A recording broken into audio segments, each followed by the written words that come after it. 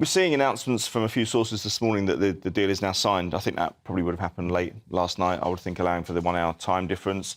If he's registered with the Bundesliga before 2 o'clock today, Ellie, he could actually play tonight in the German Super Cup, which is their equivalent of the German equivalent of the Community Shield. They're playing RB Leipzig, so we could see him in a Bayern Munich shirt on the pitch this evening, which would be astonishing. However, I did feel this was going to go through because on Thursday, I think, when was it? Earlier in the week, he was left out of the Barcelona game, a prestige friendly, which they lost 4-2. He didn't play. There wasn't a reason given for his injury. His manager, Ange Postecoglou, had said overnight that, or said in the last 24 hours or so, that he'd been preparing for life without Harry Kane. So there was a full expectation that he was going to leave. I can't see the economic value in keeping him for another season and allowing him to walk out for free. You want to realise some value on your players. He's 30 years old. I think it's a brilliant move for him. I really do. Yes, all right, he's probably going to miss out on the Premier League scoring record yesterday. In fact, Alan Shearer put out a tweet yesterday. Yeah.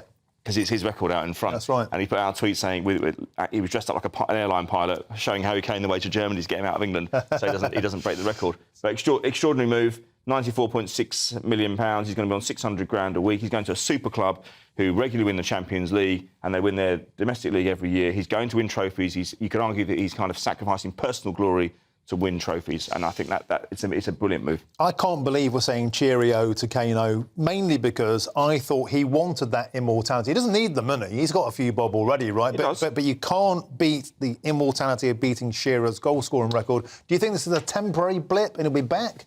I think he'll be back one day, yeah. I don't think he'll... I mean, someone told me the other day that Tottenham may even have a buyback clause, and that was what the stumbling block was in the last 48 hours before the move. However, he's more important. He wants to win the Champions League. Bayern Munich got a good chance to win the Champions League. They're trying to rebuild their side. They lost... last summer, they lost to Robert Lewandowski. They weren't quite able to replace him. They brought in Sadio Mane from Liverpool. That turned out to be an absolute disaster. Yep. And so Harry Kane going in there gives them a fulcrum at the front of their attack, and I believe they'll be very, very strong in Europe. And if he wins the Champions League, will anyone really care that he didn't win the Premier League? Yeah, OK, he didn't do it with an English club, but this is still, the best players want to play at the best clubs, and sometimes the best clubs are not in this country, they're in Europe.